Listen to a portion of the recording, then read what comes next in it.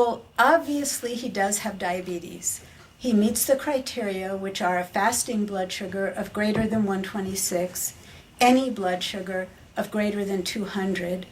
I myself don't do oral glucose tolerance tests often, but if we did, clearly his glucose would be greater than 200, and a hemoglobin A1C of 6.5 or greater. So for trying to see where this child fits, the specific diagnosis of childhood type 2 diabetes would be an overweight or obese child based on the BMI, a strong family history of type 2 diabetes. Joey certainly had those. Substantial residual insulin secretion doesn't seem very likely in view of the fact that he was in severe ketoacidosis. Insidious onset of disease, well, took place over 3 months. It's hard to say. Demonstrating insulin resistance. Now, this was a very, very pale white child, and he did not have any evidence of acanthosis nigricans, but you really can't often see that in pale people. Lacks evidence for diabetic autoimmunity. We really wouldn't know that for a week or so until those levels come back. So the first key recommendation in these criteria that were published by the American Academy of Pediatrics is that a clinician must ensure that insulin therapy is initiated for children with type 2 diabetes who are ketotic, who are in ketoacidosis, or in whom the diagnosis of type 1 versus type 2 is unclear. And this is very, very different than I believe what my adult colleagues do. A hemoglobin A1C of 9.1% wouldn't be necessarily a cause for starting insulin in an adult. Plasma concentration of greater than 250, but this is what the criteria state, and the reason for this strong recommendation is that if you can control hyperglycemia rapidly, there is some evidence that you can help to preserve pancreatic function. So in this child, now the one disappointment I found in these criteria is they say start insulin, and they even discuss basal versus bolus insulin, but they don't give you any formulae. How would you calculate this? And I guess this is where the art of medicine comes in. All of us, I think after all these years, my brain is one big insulin algorithm. But in a child with this severity of ketoacidosis and this obese, when I start such a patient on insulin, I would calculate a total daily dose at 1 unit per kilo. So for this child, that would be 75 units. And then I use as my long-acting or basal insulin 40%. I know some people do 50%. I prefer 40%. So he was started on 30 units of Lantus. And then I use the carb ratio of 400 divided by total daily dose. I know many people say 500, but I actually did a little study in my own practice, which I never published, but it really worked for me. And so that's how I actually determined these ratios for my own use. And so he was placed on 1 unit per 5 grams of carbohydrate, and a correction factor, I take 1800 divided by the total daily dose, and that was 1 unit for 25 milligrams over 125. Now, the interesting thing about this child is that it required much more insulin than this. We were up, I believe, to like 50 units of Lantus, and even strictly controlling his diet, it was very difficult to finally get him under control. And a week later, when his antibody titers came back, his anti-glutamic acid decarboxylase antibody was too high to measure, greater than 250. So he actually has type 1 diabetes. And the parents, unfortunately, never could accept this. They really felt that he had type 2 diabetes and that eventually he could get off of insulin. Unfortunately, even by very strictly controlling his diet, he gained back almost all of the weight that he had lost, and the weight loss was actually due to hyperglycemia. And so it's been a very difficult course with this child. But based on the family history and the tremendous obesity, certainly type 2 diabetes was a thought, but in this case it was not correct. So the next case is very interesting. This youngster is now 14. In 2008, she was referred to me for autoimmune thyroiditis, and I noticed that she had a significant goiter and mild obesity with a BMI of 27.5 and really major acanthosis nigricans, but she didn't look that much overweight, a little bit of a tummy, but not a great deal. Her parents, her aunts, her uncles, everyone in the family had type 2 diabetes. So when I did initial laboratory studies, I found that she had a fasting glucose of 100. Her hemoglobin A1C was 6.7%, so just above the normal range, a little bit above the normal range. Her fasting insulin level was 70, and normally in children, most normal weight children would have a fasting insulin level of less than 10. So this was quite high, so this is good evidence of insulin resistance. She had negative autoimmune markers for type 1 diabetes, but she was hypothyroid, and she did have autoimmune thyroid disease. So she was placed on a diet and exercise program, and we did start her on some home blood glucose monitoring, which, if you read the criteria in the American Academy of Pediatric Standards, they wouldn't necessarily have started home blood glucose monitoring at this point, but I was just curious as to where her blood sugars were going out of range, and we adjusted her levothyroxine. So what does she have? The diagnosis of pre-diabetes would be a glucose between 100 to 125, a 2-hour oral glucose tolerance test. Your 2-hour glucose would be greater than 126 but less than 200. I myself don't employ this very much in my practice, but I do ask kids to check their blood sugars 1 and 2 hours after eating to get an idea of their postprandial glucose. And she actually ran sugars in the 170, 180 range after eating.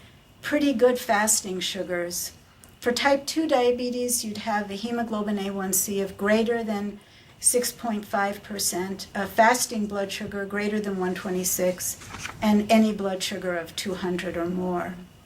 So the diagnosis of type 2 diabetes would be an overweight child, a strong family history of diabetes, insulin resistance, insidious onset. This child had no symptoms from this whatsoever, and negative anti-pancreatic antibodies.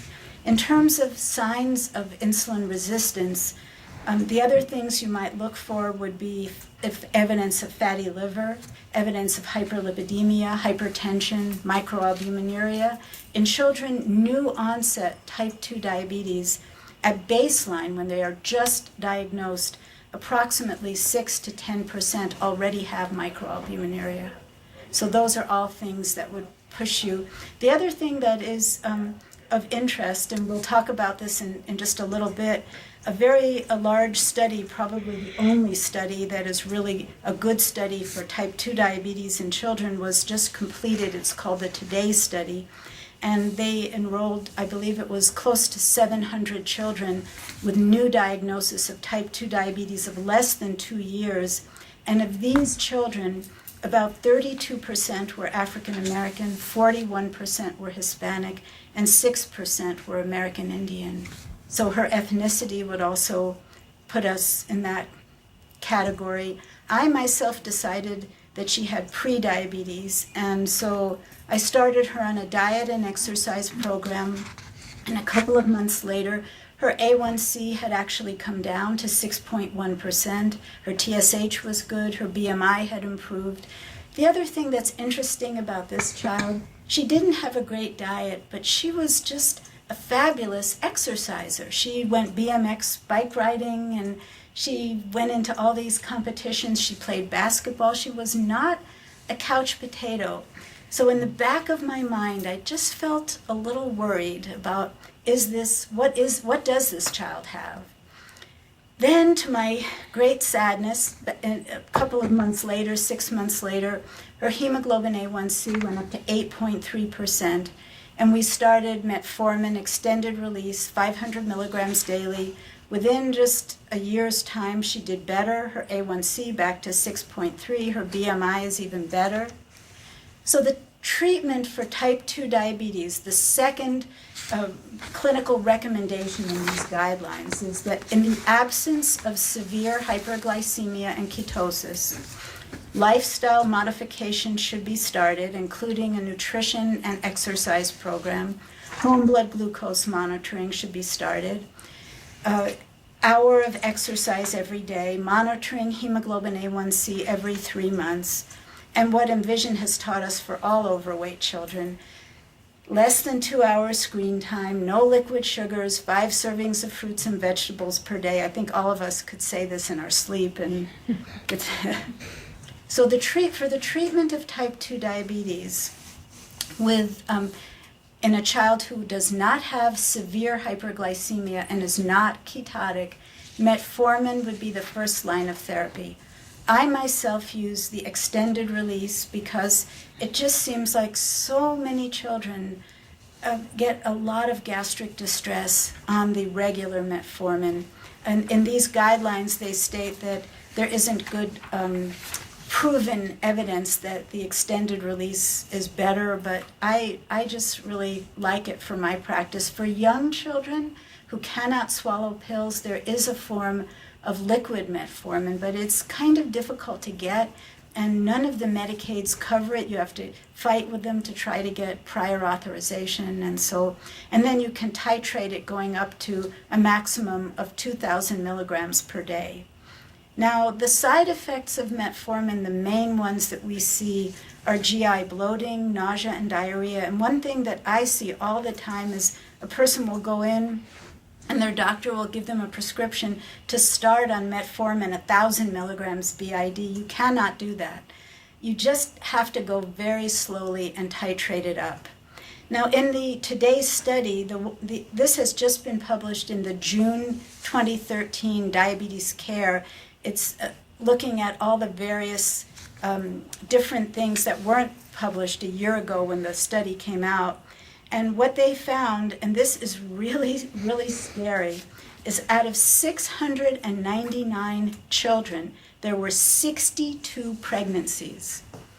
Metformin is the best medicine to take if you want to get pregnant. It markedly increases fertility, and all of the girls in this study supposedly were on birth control pills. I don't know. And then the other scary thing, there were 62 pregnancies, 10% had congenital anomalies. And metformin is actually used in pregnant women, and it's not felt that it's the metformin itself, but I don't know. I mean, they didn't really explain what they felt that was due to. The other thing that they had was one case of lactic acidosis. And this was actually a child who had asthma, as many of these children do. She presented in a severe asthmatic crisis. She had an elevated lactate level, but she clinically did not have any of the findings of lactic acidosis. And it was felt that the elevated lactose was purely related to her very poor oxygenation at the beginning of her asthma attack. But I myself worry a great deal in placing children with really difficult to control asthma on metformin. And so I work closely with our pulmonary doctor to make sure that their asthma is properly controlled. But the fertility thing, I in my own practice have had several girls get pregnant despite being on birth control. So I don't know how it works, but Makes their PCOS go away. yeah, but if you're on a birth control pill, I guess they just don't take it. If they're really, really taking it. Yeah.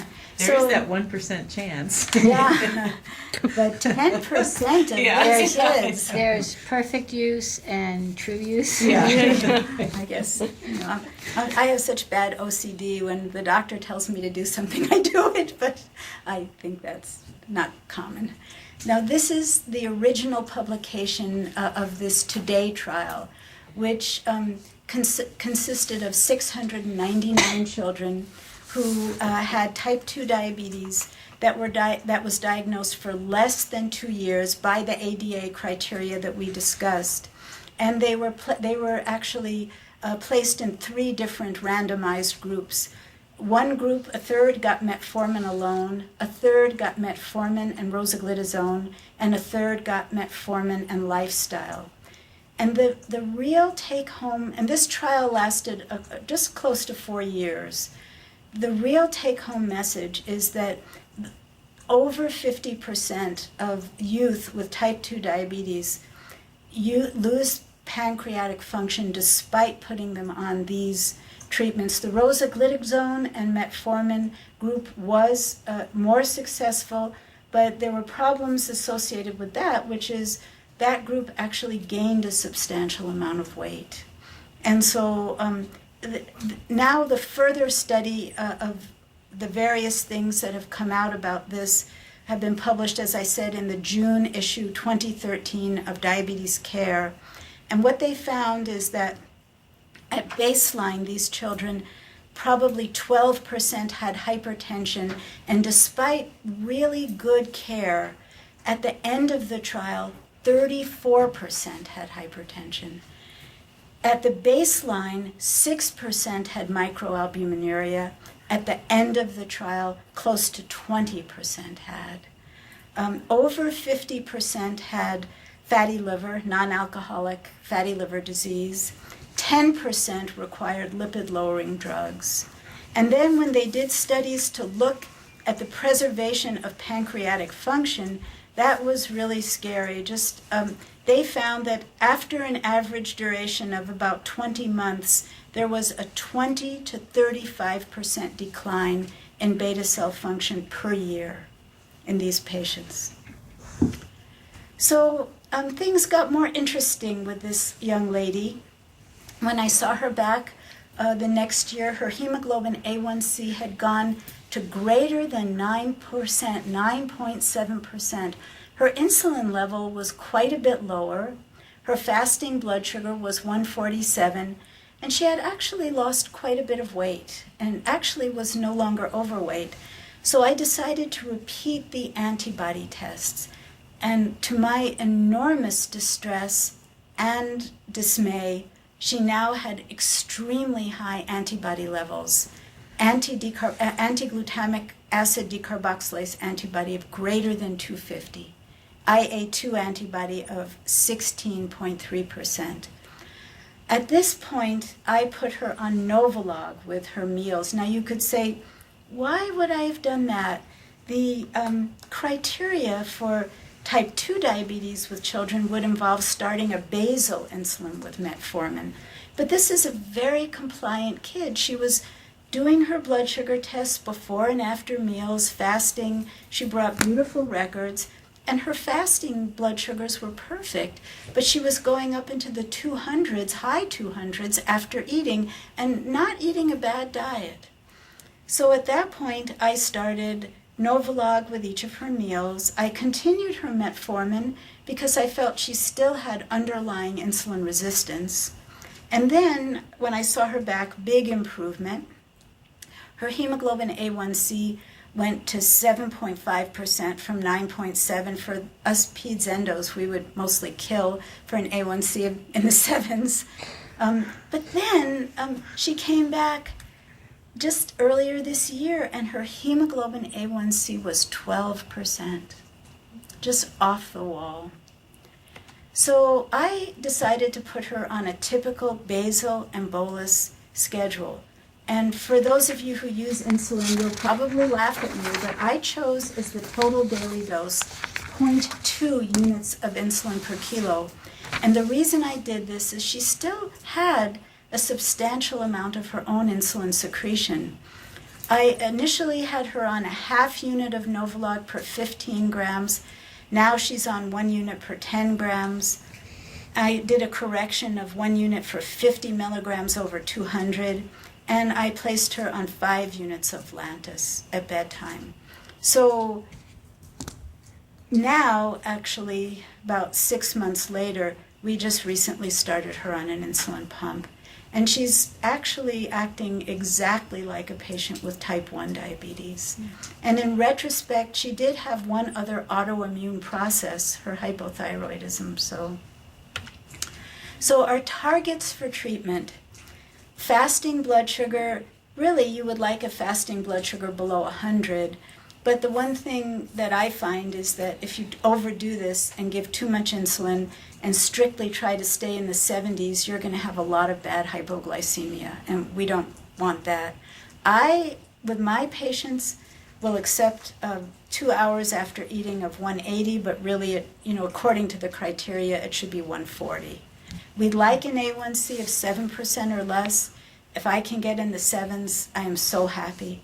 And I know one of my patients recently went to another specialty clinic, and I've been going crazy taking care of this patient. He's on an insulin pump, he's going through puberty. And I thought I had a great A1C of 8.1%, and he went to this clinic and they said, really, an A1C of 8% and he's on a pump? It's like the pump is going to do that automatically? No, it's very hard with kids. But we would like to see an A1C of 7%.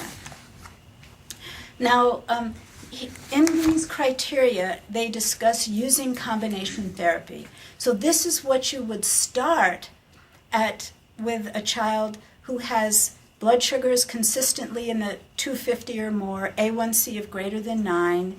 I would do a dosage of Lantus, usually 0.2 units per kilo, and I would start that with metformin. And then if the postprandial blood sugars are elevated, these are the ratios, how I calculate the basal and bolus regimen. Everybody has their own way of doing it, but this works for me. And you can always start low and then increase if you need to. I think they state in these criteria that you would never use a Lantus dosage of greater than 1 unit per kilo. And since most of these kids weigh 70 or 80 kilos or more, sometimes even 100, that would be a large dosage of Lantus. Now, they also discuss combination therapy, insulin secretagogues, and I know this has been the mainstay of our adult colleagues for years and years and years. I have had the worst luck with sulfonylureas, and this is mentioned actually in another reference we're going to discuss just in a second, but a lot of these children have a tremendous amount of residual ability to make insulin. So when you put them on sulfonylureas, they're going to have a huge burst of insulin, and there's a lot of hypoglycemia. I've never used these other agents. They're not approved for children, and now there's a lot of debate as to whether they are safe even in adults. And I know there's a lot of debate about this, using these medications when they're not approved in children, but I think all you have to do is have one case of necrotizing pancreatitis when you give a medication that's not approved for a child, and you'd be in big trouble. So I myself can't speak to using these drugs in children. I do know, I believe that Dr. Burge at UNM is going to be doing a study of incretin and one of the incretins, and with metformin in children, and we're certainly going to send him patients if he does do it. But it should be done in the supervision of an experimental program. So the monitoring that they recommend is a hemoglobin A1C and blood pressure every 3 months, height, weight, and BMI every 3 months, annual lipid profile, liver functions, comprehensive panel, thyroid functions, urine analysis, and urine microalbumin. The thing that I forgot to put on this slide, and this is really important, is they also need an annual diabetes eye exam. So at the beginning of the Today trial, retinopathy was present in children with type 2 diabetes at the beginning, less than 2 years of type 2 diabetes at 13.7%. So for type 1 diabetes, usually we don't do the first eye exam until the child's had diabetes at least for 2 years, but that is not the case with type 2.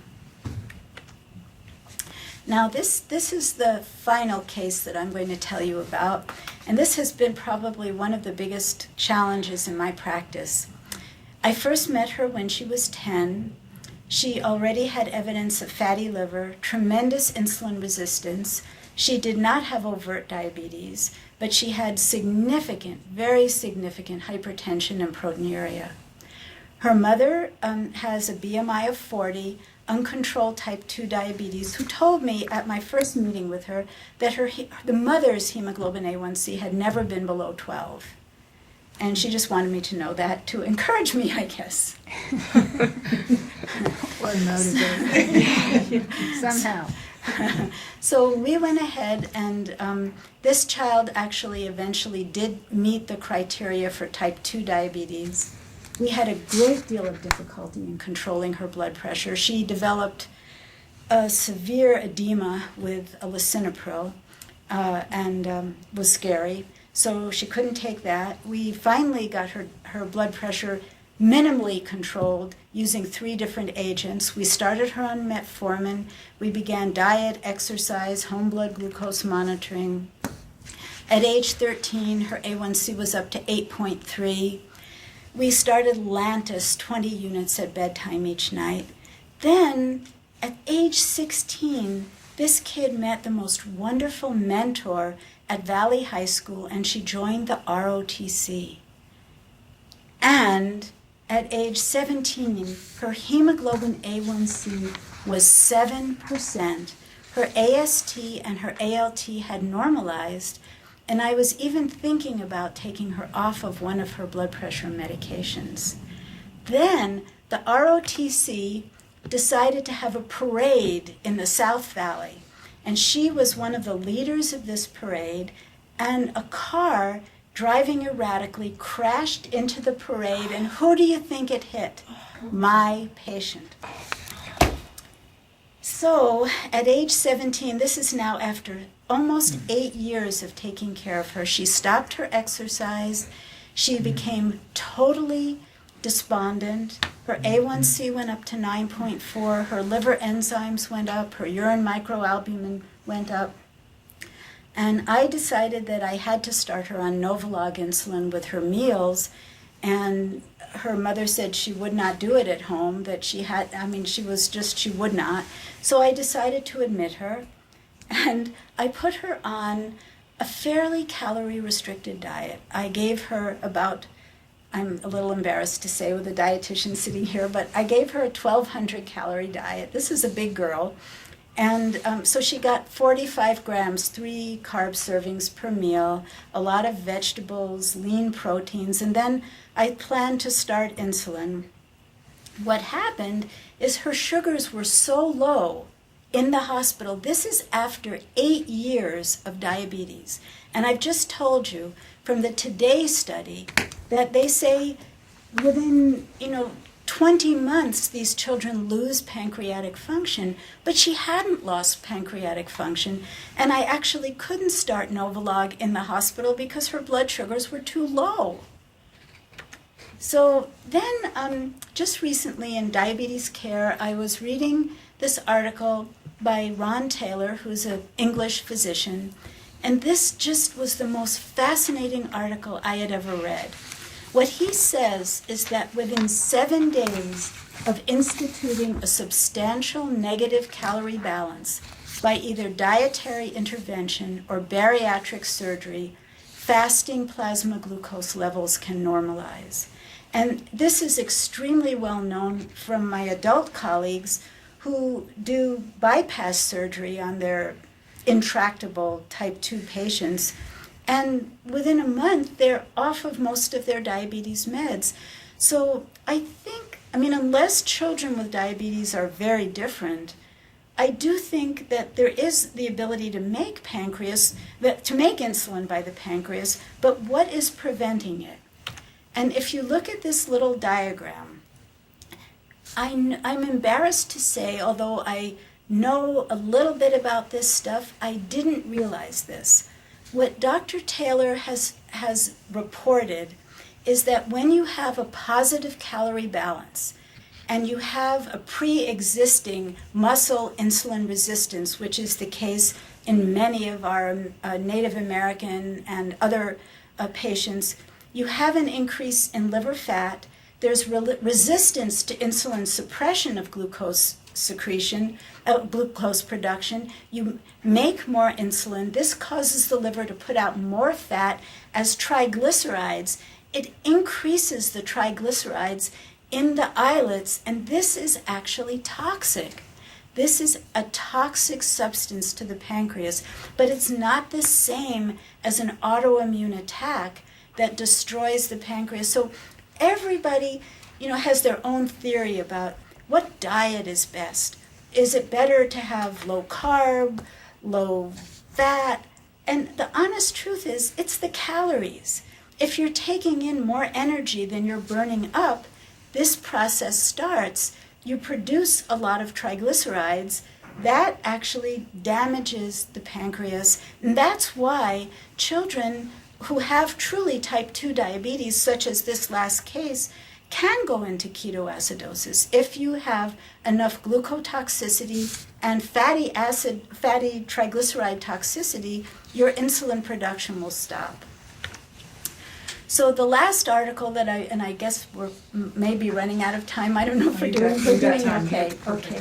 So this article is a little bit older, but it is a very interesting article that really has a good algorithm that I think sort of summarizes what is in, just on one page, what is in the American Academy of Pediatric Standards.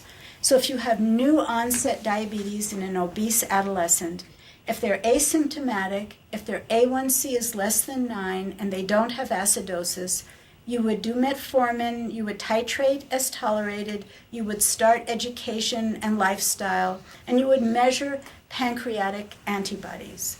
If you have a patient who is symptomatic with an A1C of greater than 9%, blood sugars in the 250s, no acidosis, you would start basal insulin, and this would normally be Lantus or Levemir. You would start metformin, you would initiate education, and you would wean insulin as tolerated. In all of these patients, he states to measure pancreatic antibodies, and we can talk about that in a minute. In the child in ketoacidosis, you have to treat them no matter what as if they have type 1. And they go on a Lantus and a Novolog or a Lantus and a Humalog program. And then you continue to follow them. Now the big question is, does every child who presents with new diabetes have to have pancreatic antibodies? And I guess I think it's a good idea because so much of the population is now obese that just looking, you can have all the signs of type 2 diabetes and it's still type 1 diabetes. Patients with type 2 diabetes do not have positive pancreatic antibodies. And Dr. Zeitler mentions in this discussion that there's been a lot of discussion floating around in the medical community that there's maybe a different kind of diabetes, like a combination of type 1 and type 2. And what he thinks is that we are just seeing children who may well have the predisposing insulin resistance based on their genetics, but who actually get type 1 diabetes. And we did a study about 10 years ago with medical students who looked at the makeup of our type 1 diabetes population in our clinic, and that it was exactly what the state of New Mexico geographic and ethnic population is. The same percentage of patients had type 1 who were Hispanic as was in the general population. So I myself always do it But, again, and the other issue is, let's say you see a child who's in this middle category where they're symptomatic and they are just so overweight. They have huge amount of acanthosis nigricans. They meet every single criteria. You can start the basal insulin and metformin, and as long as you're following them closely, as you saw from that second case, if you're going to get type 1 diabetes, it will become clinically evident. So as long as you're following these patients, you're not going to get into trouble. But if you have a child who's really hyperglycemic and really ketotic, I don't think it's a good idea to start metformin on that kind of a patient because of the risk of lactic acidosis. So just to summarize, we've talked about what diabetes and pre-diabetes are. We've talked about the initial treatment based on levels of hyperglycemia and the presence of ketosis. The treatments we've discussed are lifestyle changes, metformin, insulin, basal bolus or basal and bolus, and other oral agents. I would just like to end by saying that we are awash in this condition, and I think the biggest problem is a public health one more than anything else, and that until something is done, now I read this week that now junk food is going to be taken out of the machines in all of the schools, which is a great thing, but I can't tell you how many patients come into our clinic with a bag of hot Cheetos and a large thing of soda, and the parents say they don't eat anything, they hardly eat at all. And so I think that community programs and community workers have to do more as far as teaching exercise and gardens and eating properly. But I know that's easier said than done. So I think that's all. And you all have copies, I think, of these guidelines. And I'll just end there. We do have a question from one of our participants. Somebody asking, would we do an eye exam for pre-diabetes or just for type 2? I think just once they're diagnosed with type 2.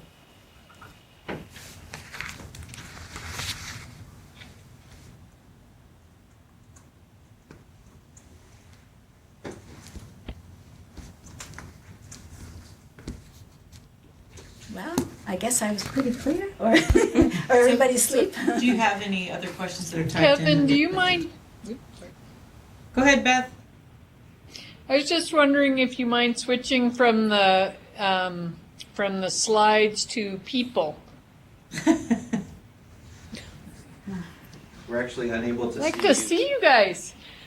So Ellen, that was wonderful. Screen.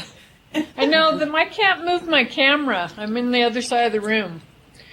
But I guess my question is about all these kids that we're seeing who are obese that are going year after year without being diagnosed. What's the main damage that's happening with them?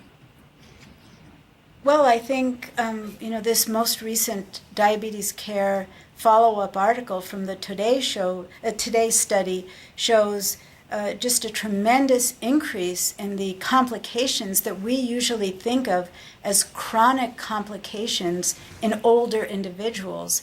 So we're going to be seeing children in their 20s who have renal failure, who 50% had to be on lipid-lowering medications. These are children who are going to have heart attacks in their 20s. They're going to have renal failure. Just even at the start, 14% retinopathy. There's going to be a great increase in blindness. So the chronic complications of diabetes are going to occur in these patients if they can't be controlled. And it's going to happen in their 20s, not in their 50s. And that is what's so scary. The other thing that I did have a very sad case where I diagnosed a child quite early with type 2 diabetes and tried to teach the parent about exercise and lifestyle.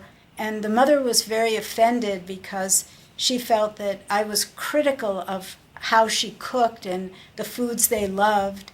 And she said she just wasn't interested in following that. The kid came back a year or two later with one of these horrible infections. A bug bite got in her thigh and was one of those flesh-eating bacteria. She lost a good part of the muscle of her entire upper leg. And the other thing that I am finding is I'm used to taking care of babies with type 1 diabetes. That is literally a piece of cake. You'll excuse the breath. It is almost impossible to treat these patients as an outpatient. But if you can control their caloric intake, that's something else. So I don't know. I mean, I think it's really, really, really hard. And I know many of our adult colleagues, they have a little bit of a different approach. They educate the patient, and then they say, well, if you're not going to do this, we'll just treat the complications as they arise. But these are young people, and it's very scary. So how successful, when we do feel like we have good compliance, are we at preventing those complications eventually? Because I guess when I looked at your slide, it sounded like even though people are started on metformin, there is some progression regardless, and I just wonder what a sense of that. I'm sorry? There's a huge progression. Over 50% of the total group in the Today study had to go on insulin after 20 months of metformin. And even then, it's extremely difficult. They're very insulin resistant, and it's very hard to control their blood sugars. And I don't think there is data, honestly, of any study that I know that shows, with even insulin and doing all of these multiple things, antihypertensive, anti-lipid, careful eye exams, I don't think there's evidence available yet to tell us what percentage of these children are going to go on very early to complications, but it does seem to be much worse, more rapidly progressive than what we see in adults. Thank you. And we have another question from a participant. How quickly or frequently do you have patients return to clinic for follow-up after initially starting insulin? 3 months as in adults, or more frequently? I see them back in 1 month. And if we just start Lantus, if we're starting Novolog and a basal and bolus program, we actually have them email or fax their blood sugars and their insulin doses on a weekly basis at the beginning. But once you start on insulin, I definitely think one month would be, we would start at 1 month and then do 3-month intervals.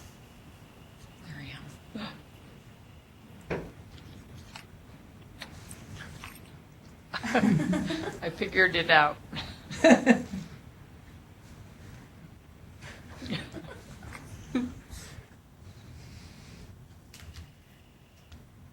So, question for you about the caloric restriction, because that's not new. Yeah. When I was using the ketogenic diet therapy for treatment of epilepsy, there was a movement to start using that in children who were overweight for exactly the same reason, which is a way to figure out how to get their caloric intake down to something that was going to cause fairly rapid weight loss. But also, I'm looking at Jane because we had a group of young women that we worked with years ago that had PCOS, and so we would put them on this thing that we dreamed up called the fast, but it was essentially supposed to do that over 3 weeks. You start them out on very low calories and then work back to, about 1,800 calories for maintenance. But that first couple of weeks, they were consuming around 1,000 calories a day. And it was interesting because they did have fairly dramatic improvement in that first couple of weeks. But I think the question is, can people do that for long periods of time? And that's always been the problem with any diet therapy used for any chronic disease, whether we're talking about metabolic disorders of any type, to get people to embrace. Yeah. I'm interested to hear about what happened with the patient that had that dramatic response in the hospital, if that was enough to... Nope, she wouldn't follow it. And in my youth, I actually did a study which I took a group of very overweight teenage girls with polycystic ovarian syndrome, and we started them on a diet, and then I met them at 6 a.m. every morning to go jogging. And the first week, like 15 kids showed up. The second week, like 10 kids. The third week, 1 kid. The fourth week, there I am, jogging around the golf course. I don't know. It's very hard. And for many of these children whose families eat a very high junk food diet, for them to do something different. But I was thinking about this this morning when I was jogging on NPR. There was a guy talking about the way to stop global warming is just to make a huge carbon tax. Mm-hmm. And if you actually paid so much money for gas, you would buy a more efficient car or you would walk places. And so I don't think that Mayor Bloomberg is all that far off. If you made an enormous penalty for buying hot Cheetos or sodas, and you actually made vegetables and fresh fruit and lean proteins very non-costly. I mean, in our home, it's weird to say this, but we eat mostly beans. I mean, we have a vegetable-based diet. We jog every day. It's just our habit. That's what we do. But it's just, I think, to incentivize people, that, there has to be some major public health effort. I am seeing more in many of the Native American communities. These kids have access to the most modern exercise facilities, every kind of exercise machine, swimming pools. I mean, I would be in heaven. Maybe I should move to a pueblo. I don't know if they would take me. But there are many, many efforts that are being made by the Indian Health Service. But, it just seems like that needs to be done for the whole population. But I have had no luck in getting kids to stay on diets of any kind. So one of the things we've talked about here is our, this slide, we've talked fairly extensively about lipotoxicity, but the idea of, the Mediterranean diet, so that you're not so much focused on caloric restriction, but mainly focused on healthy foods. On the healthy food aspect to deal with that side effect of lipotoxicity. So you're really looking at immune function and Yes. biomarkers associated with immune function. So, but to change a kid who's eating hot Cheetos and Mountain Dew to grilled fit. salmon or beans and my beans. Yeah, it's different. Although a lot of people in our state do eat beans, but we just don't put lard in them. So. Yeah, that's right. Just an afterthought to your comment about the attempts at your earlier study and engaging youth in exercise as part of their diabetic control. I wonder if offering them breakfast would make a difference. Well, it's true that most of our patients won't eat breakfast. And that breakfast is delivered at the end of the jog, which would require quite a bit of management, but it also could be a nutritional intervention opportunity. If we have our nutritionists there, and of course we'd have to have some sponsorship and a way to bring in healthy foods, but I've just wondered about that too, where we've also had attrition and another program that we're trying to offer this summer, if we would actually offer nutrition as a way to ward off attrition. There is an interesting program that's been started at the South Valley Commons Clinic. Yes. And what they have done is they have this group called Agricultura, and these are people who are organically farming in the South Valley, and then you can buy a share to get every week. So my son gets a share that we split, but it's kind of pricey for us. But they got a grant actually from the Presbyterian Healthcare Foundation so that a family can get an enormous bag of just spectacular vegetables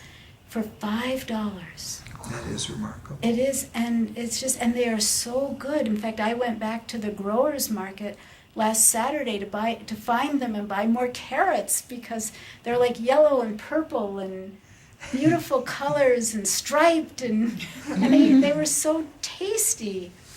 And and then they also, as part of this large bag of produce, they give you recipes of how you can make it.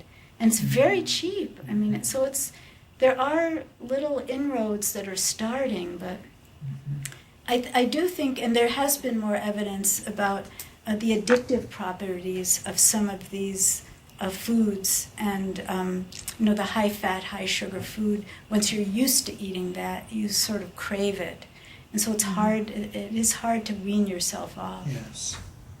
Huh. Thank you. Sure. Kevin, do we have any other questions from anyone? Doesn't look like it. So I would say at this point, if there are any of you in the audience who want to unmute yourselves and maybe ask a question out loud, that might be. In fact, I'll need to unmute you, so I'm going to go ahead and do the global unmute. So just be aware. So stop chewing. No. We'll be able to hear you. Paper rustling and. So any questions you might have, feel free to speak them verbally instead of typing them.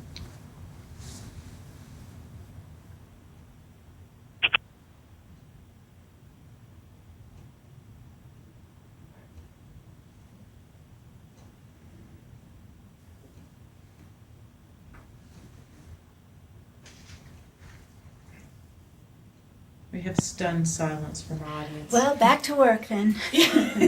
Well, before we do, I'd like to bring up a question about management of adolescent diabetes. And it was particularly a challenge in a case that we shared, going back about a dozen years ago or so.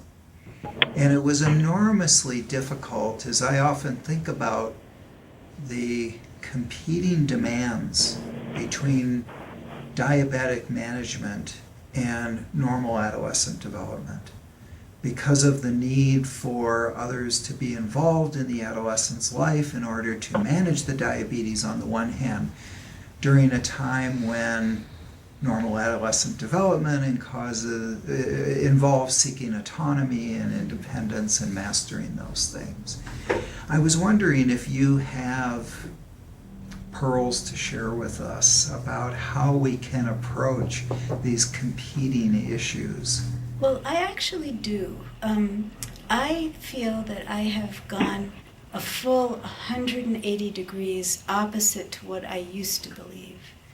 And in the old days, we would see all these teenagers with hemoglobin A1Cs of 14, and we would be cross with them and scold them and tell the parents they had to do this and the parents they had to do that.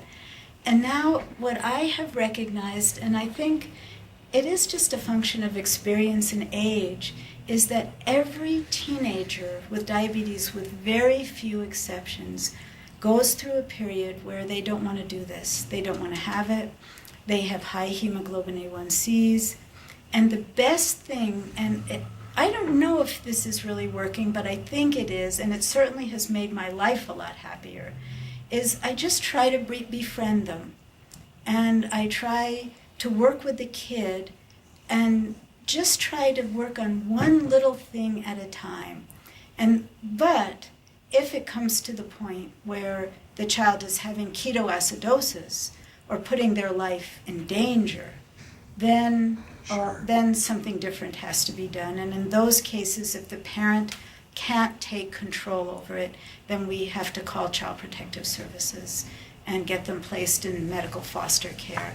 But the great majority of kids whose parents love them, as dysfunctional as all of us are as parents, but who are just, it's normal to rebel during this time of life. So there are certain things that we try to really focus on, which are just at least take some insulin.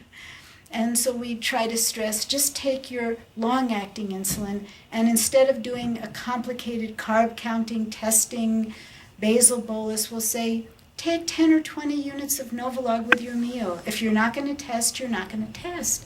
But at least take something to cover your food.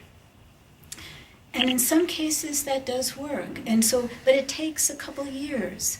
And so we see a kid who, under the management of their parents, will have an A1C of 7 or 8 in a teenager.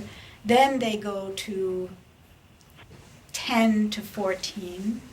And then as young adults, they come back down. And we do monitor their eyes, their kidneys, their lipids, and there are certain children who are at much higher risk of major complications. And for those ones, we start treating those complications early. We put them on lisinopril, we put them on statins. We try to keep them as safe as possible. And I can't tell you how many times I have had the experience where I think this is the worst patient I have ever had.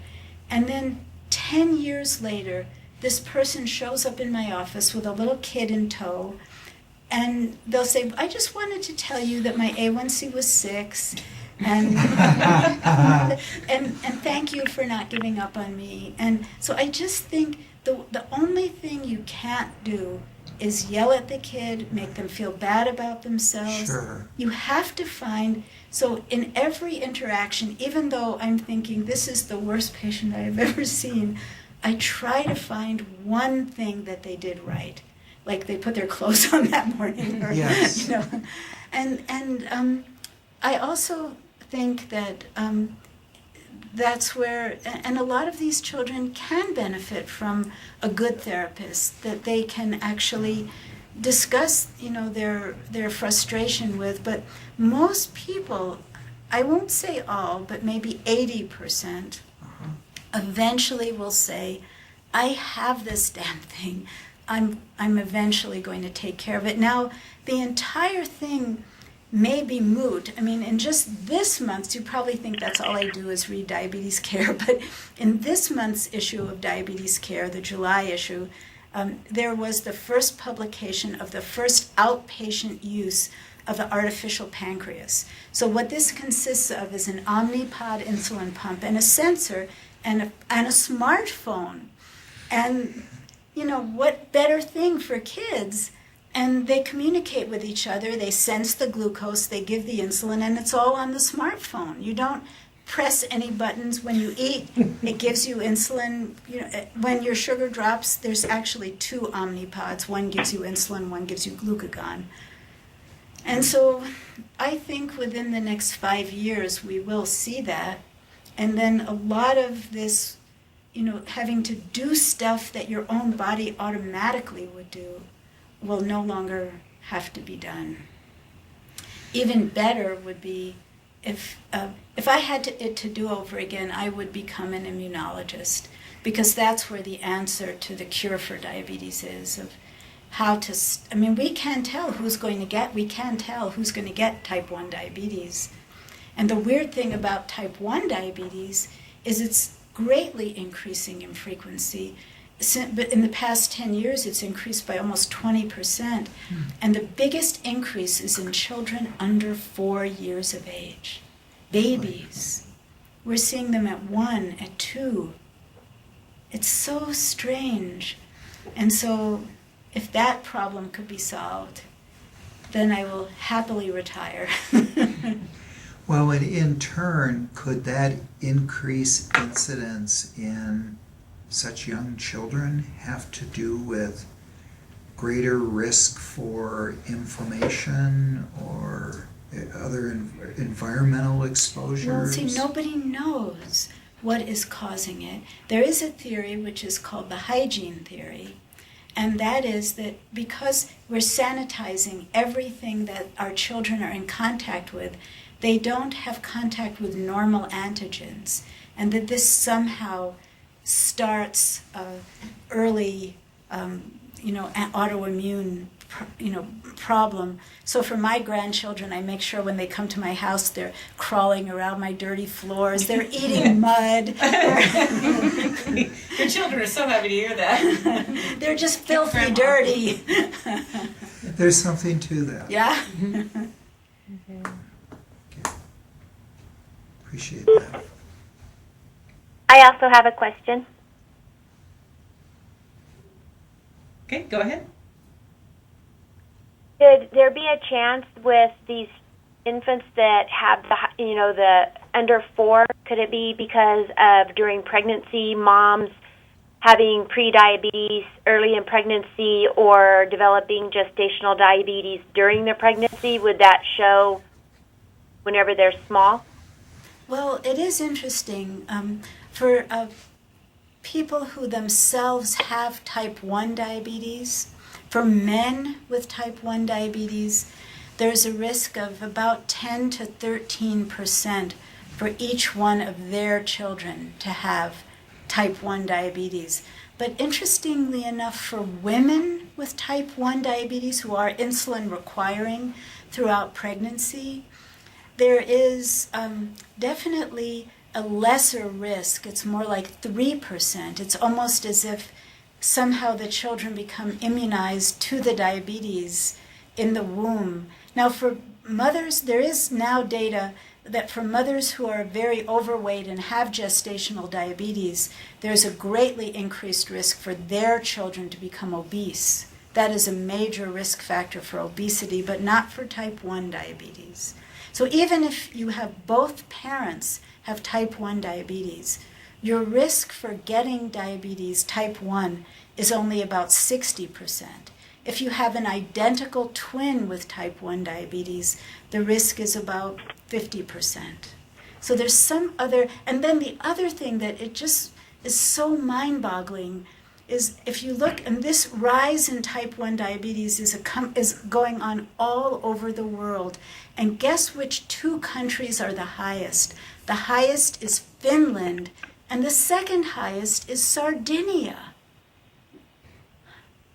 I wouldn't have guessed those ever. I mean, the only thing I can think of is fish, but I don't know. It's very curious. Reindeer sausage. Maybe.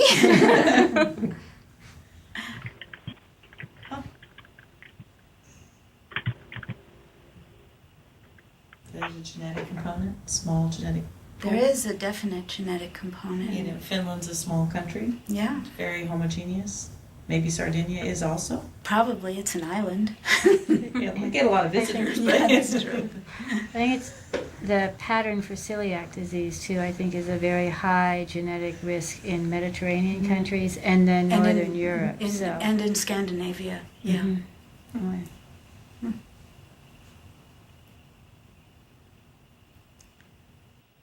All right, any other questions from our participant audience?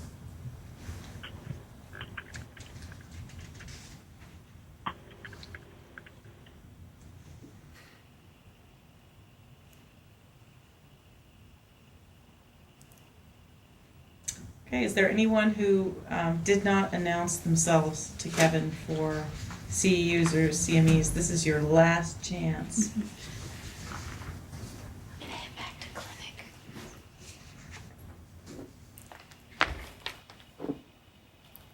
All right, thanks so much for participating. Thanks, Dr. Kaufman, for You're your welcome. excellent presentation You're welcome. and the update, and we will all work with renewed vigor. We'll see you on the golf course. Excellent presentation. Thank you. It really is. Thank you. And we will see you at our next COMM-TC on, let's see, we have July 19th. And talking about non-alcoholic fatty liver disease. Oh, how do you get in to listen? I'd like to listen to that. I heard this where.